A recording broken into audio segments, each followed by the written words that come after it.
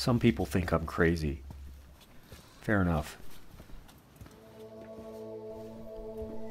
My name is Paul Salopek. I'm a biologist by training, a foreign correspondent through long experience, and a National Geographic writer and explorer. I am walking continuously without breaks from Africa all the way to the tip of South America, a place called Tierra del Fuego.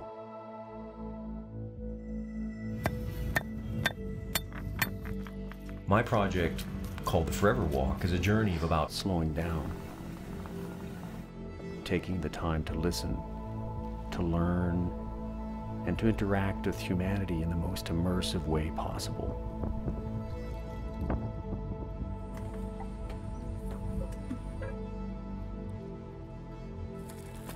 People are my destination.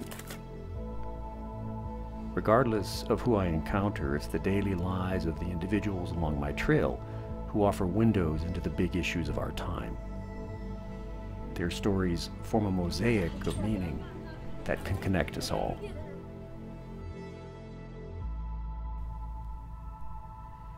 Now, my journey has taken me and my local walking partners deep into China.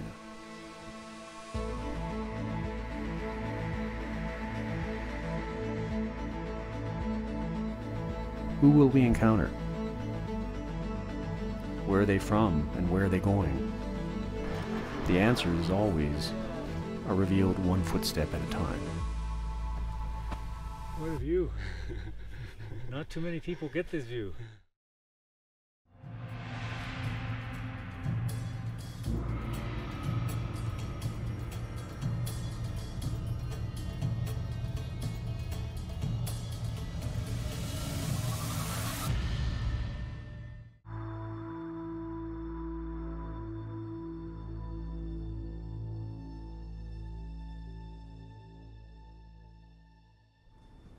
People used to travel the tea and horse roads for lots of reasons. I walk them to get a little lost. This is how you meet other wanderers. Since setting foot in the Middle Kingdom, I've been following the Hu Line. It's an imaginary boundary that divides East and West China, and it'll steer me some 6,000 kilometers across 10 provinces. Now it's brought me here to Mount Erlang in Sichuan. Since the Tang Dynasty, merchants blazed zigzag routes here, exchanging bricks of tea from Yunnan and Sichuan for sturdy ponies from Tibet and more. All these goods were balanced atop mules, yaks, and human porters who straddled rivers and high passes along this rugged branch of the Silk Road.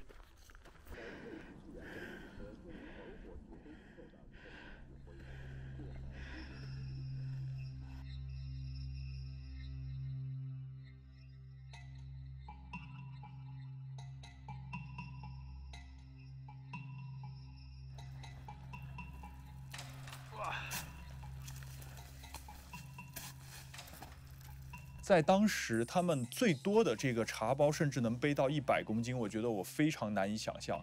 这一趟我可能就背了不到20公斤的东西，然后走了几天之后，我的膝盖都已经这个旧病复发，已经完全不行了。就是你能想象，就是在更加崎岖的这样的山路上，然后他们每人都在背着那么80多公斤到100公斤的东西，然后再背着由这些茶换的米再回来，我会觉得这个是一个 很夸张的事情。谢谢，这是呀。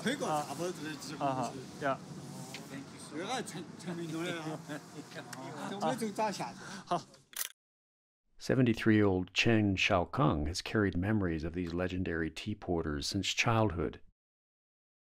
A village historian, he shares his insights into these incredibly sturdy men who are sometimes joined by women and even children.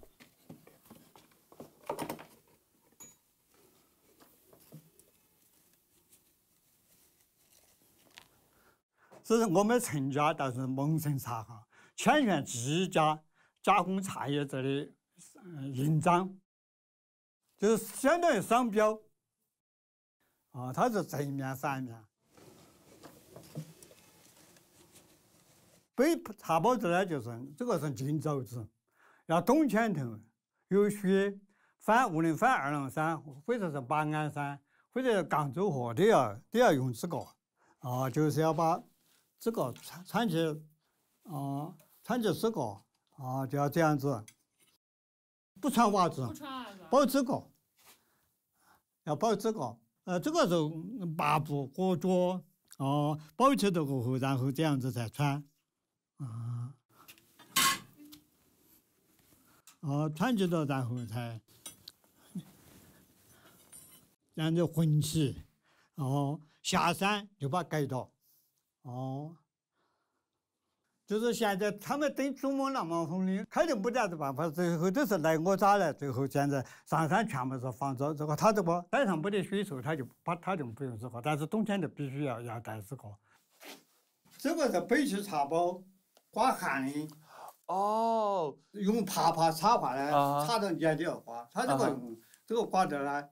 盐不花，盐流水刮干的，一个呢，它是一个防止头昏的作用。防止现在韩国国家。People, the ancestors were incredibly clever.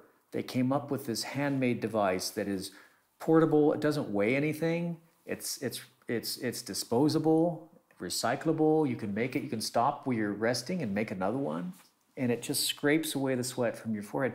If an archaeologist managed to find these, I don't think he or she would ever guess what it was for. It's like this mysterious object. But then this old dude demonstrates it, and you say, of course, it has layers of scrapers, not just one, but 2 or 3, so it really does the job.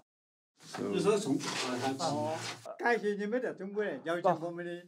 鲍洛先生说太感谢你了，但是这个太有价值了，就是请你留的，请你留的。And I didn't take one because I don't feel comfortable taking away the legacy of the societies and cultures that I walk through.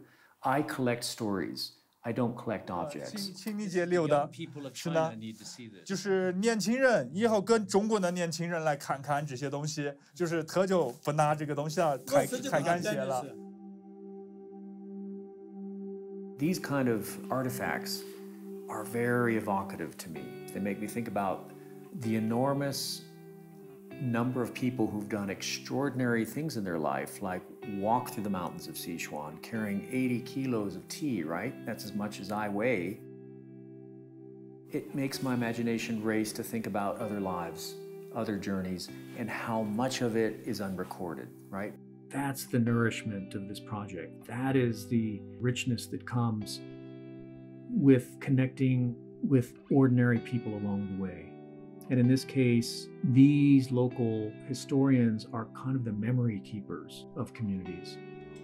Thank heavens that they're still there, because if they weren't there, all of this collective experience, all of this knowledge would be lost. And part of my project's mission is to help preserve that.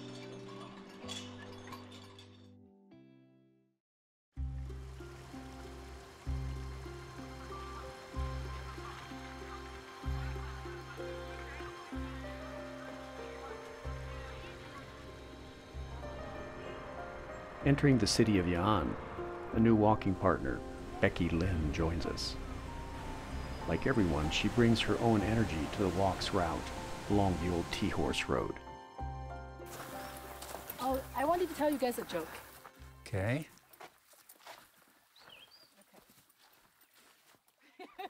I'm listening. I started to laugh before telling the joke. Yeah, I love this joke, but people do not like it. Okay. One day... This historic pathway was an important network for commerce, but it was also just as important for an exchange of cultures, beliefs, and new discoveries.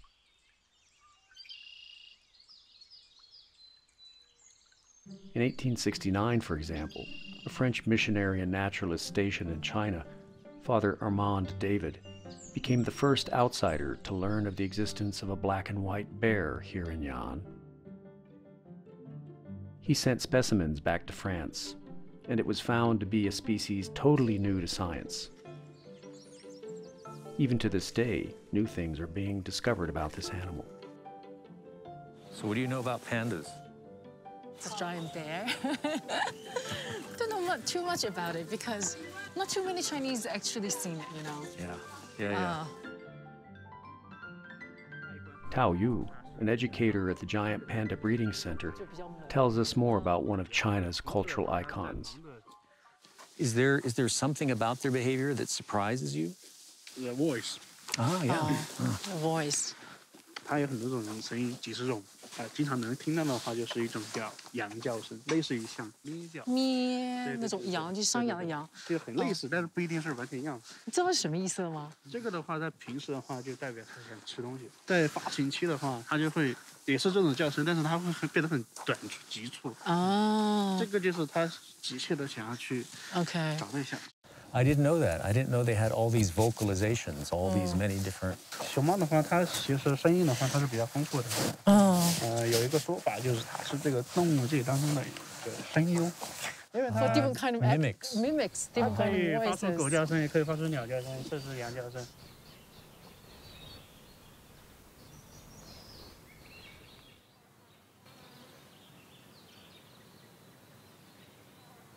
Why should we care about pandas? 首先，它数量很稀少，然后是我们中国独有的一个珍稀保护物种，有很重要的科研价值以及其他的这个文化。它现在的一个地位的话，那比如说它就是我们的一个野生动物保护的一个旗舰物种，也可以称作是一个散装物种。在保护熊猫的同时，也可以保护在它生活区域内其他的这个野生动物。 And the ones that are in the captive programs, the 673, is part of the goal to reintroduce them to the wild, or is it mainly? We launched this program more over 10 years ago, Mm-hmm, and now we have released 11 panda. Oh wow. Okay. In the wild. All these pandas they have been trained for 2.5 years. Oh, After training, before the releasing to experts they will. some physical checks. Before being released.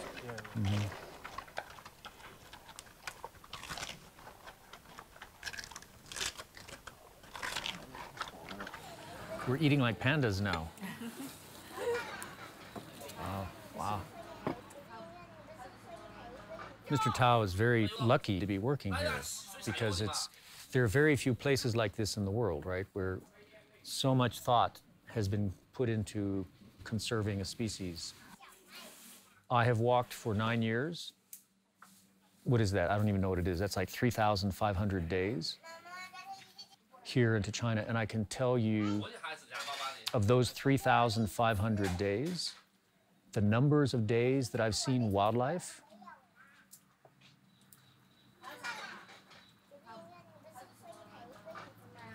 maybe 50. Everybody around this table is living through the biggest mass extinction in the history of the planet. We are nowhere near having enough facilities like this. There needs to be not hundreds, but thousands and tens of thousands of facilities like this to educate people. So the walk, in a small way, tries to share the stories, like Mr. Tao. You bring students here to show them there's value in this animal. There's value in nature, and you are part of nature.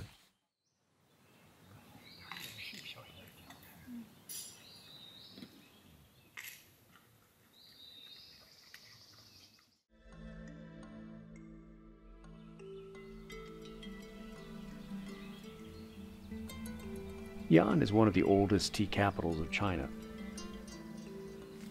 And for centuries, tea, silk, porcelain, along with other elements of Chinese culture, spread to other parts of the world from these green hills.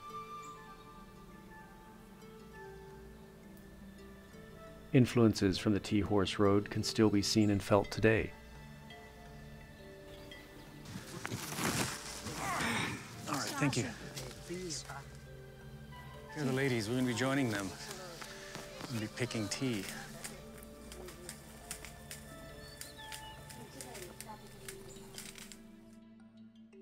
So, as a new chapter begins, another one ends. It's time to say goodbye to my walking partner, Yang Wendo. He's not only been my guide, interpreter, and teacher, he's also become family. Okay. Oh, you're my buddy too.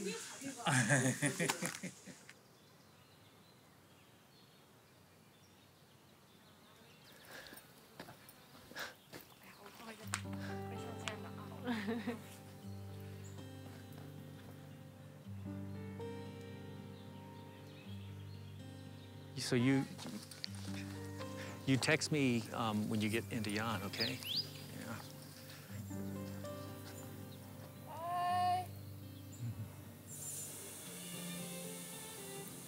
It's difficult to explain how deeply you get attached to people when you're walking. I mean, for day after day, that unlocks a part of your heart that, apart from like very deep, maybe romantic relationships, is almost unequaled, at least in my life. I consider my walking partners like family.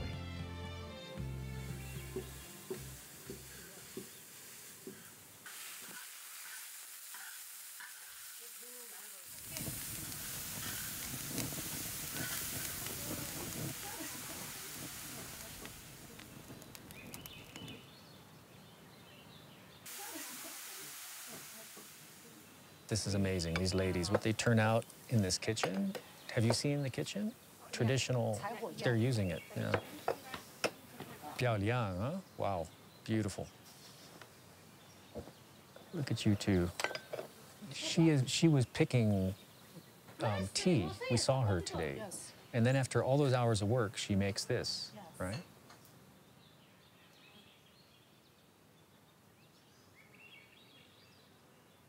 You say that she's beautiful? Oh, they're both beautiful. Tea farmer Yang Xiaoyin and her friend treat us to a vegetarian feast. It's as nourishing as the views overlooking the plantation. Yeah.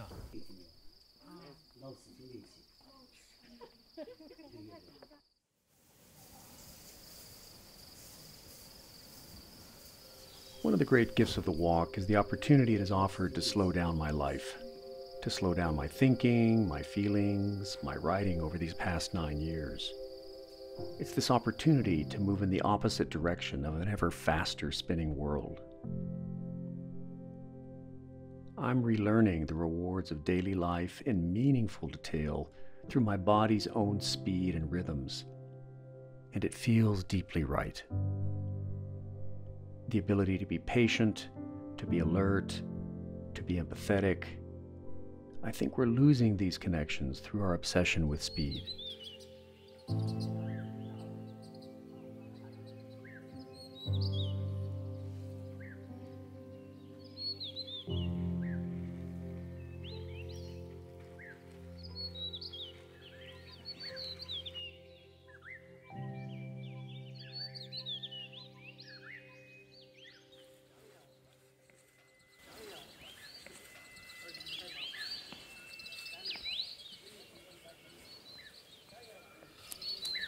If you want to truly learn about somebody's life, toil alongside them.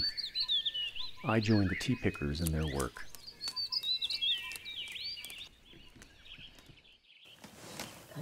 你看，就是做它怎么这个，就是这里一兜一兜的套起来。 So like it's not like leaves, it's just like a cluster. 叶子加上它， So she's picking the cluster. 叶子加上呢，它就主要是三叶子，就这 Usually it's 3 leaves 一兜一兜 together. 一兜一兜 Cluster. 哦。 Okay. 3 leaves, 3 leaves. All right. Some of them are 4 because these are 3 leaves. So when the tea were made, when we make the tea, it's prettier on the shapes. If you just tear them apart one by one, it's not so Not so pretty. good. So you try to pick 3 at a time? Yes. Is that it? Okay.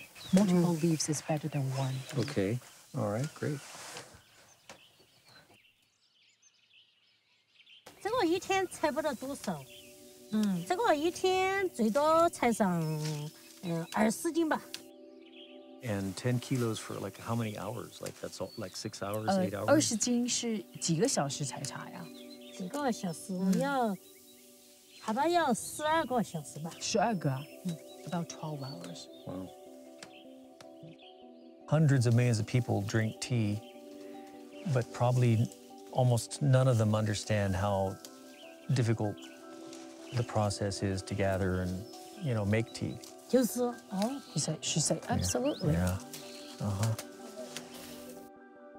这是一个传统的文化，也是我们当地的收入。你是北天的人，你是天上的星星，我们是凡间的。What's impressive about the last day or two here in a tea garden, southern Sichuan, is manual labor still does to societies. Becky and I just spent the morning picking tea. Now I think I can write a better story, knowing what my muscles feel like after a morning of tea picking, knowing what the tea leaves feel like, not just to test it for once and then take a picture and leave, but hundreds and hundreds and hundreds of tea leaves. Because you are simply in the middle of it. You're in the world. You're in the moment. You're under the sky, it's raining, it's sun, you're feeling the wind on your skin. We all identify ourselves a lot by what we do to feed ourselves. One of the most reliable doorways into people's lives, for me, is to work with them. So the walk, in a sense, is like a needle pulling a thread through the lives of many different people, stitching together a larger story about where we came from, who we are, but also where are we going and how do we go together. That's the Forever Walk.